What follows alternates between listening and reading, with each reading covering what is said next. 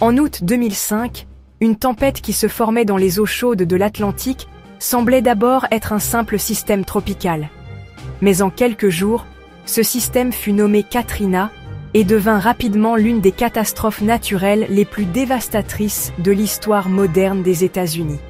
Katrina gagna en puissance dans les Caraïbes, atteignit la catégorie 5 dans les eaux chaudes du golfe du Mexique, puis, le matin du 29 août, s'approcha à toute vitesse de la côte de la Louisiane, notamment de la Nouvelle-Orléans.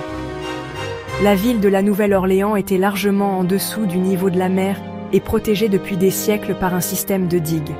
Mais sous l'effet de Katrina, la plupart de ces digues cédèrent. L'eau encercla la ville de tous côtés.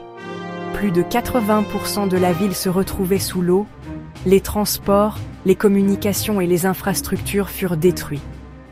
Des milliers de personnes attendirent des secours sur les toits alors que les réponses d'urgence étaient retardées. Des agences comme la Federal Emergency Management Agency, FEMA, furent fortement critiquées. Une mauvaise gestion de crise et un manque de préparation transformèrent la catastrophe naturelle en crise humanitaire. Katrina n'a pas seulement apporté une destruction physique, mais a aussi mis à l'épreuve le tissu social américain. Les plus gravement touchées furent les communautés pauvres, majoritairement afro-américaines. Il n'existait pas de plan d'évacuation adapté et les moyens de transport étaient insuffisants. Beaucoup de personnes n'ont pas pu quitter la ville avant l'ouragan.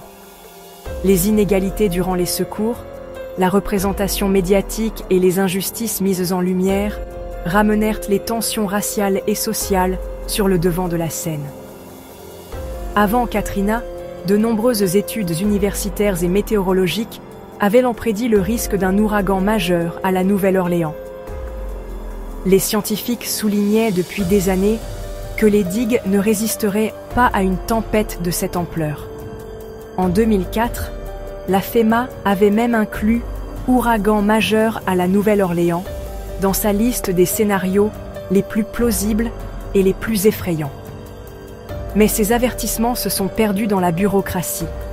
Les dégâts matériels causés par Katrina ont été évalués à environ 125 milliards de dollars. Plus de 1800 vies furent perdues. Les infrastructures d'électricité, d'eau et de communication sont restées hors service pendant des semaines. Des dizaines de milliers de maisons ont été détruites ou rendues inhabitables. La population du centre-ville a chuté de plus de 50% après la catastrophe.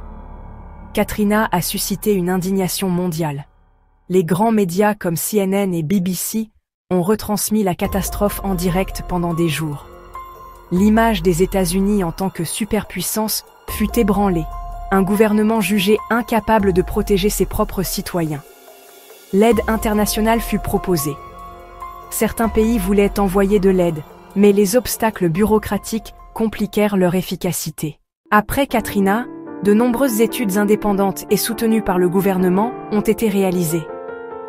Les erreurs de construction des digues, les failles de communication et l'absence de coordination locale fédérale ont été analysées en détail.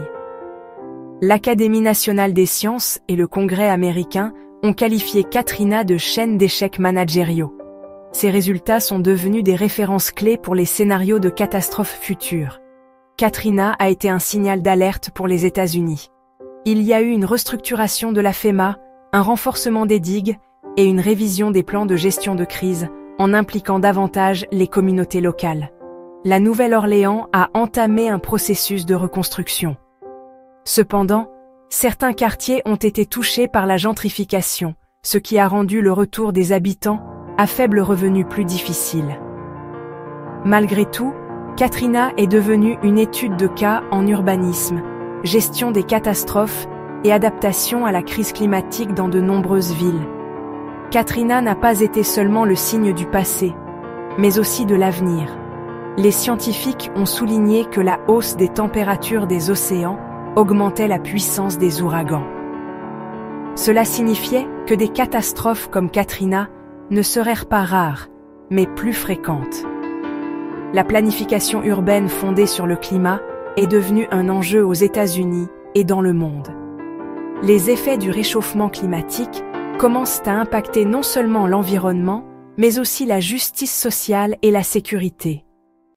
En ce sens, Katrina est devenue le visage humain de la crise climatique. Katrina n'a jamais été oubliée, même des années plus tard. Des documentaires, des films et des livres ont retracé la catastrophe. On retrouve ses traces dans la musique et la littérature. Dans la mémoire collective, elle est devenue un symbole des oubliés.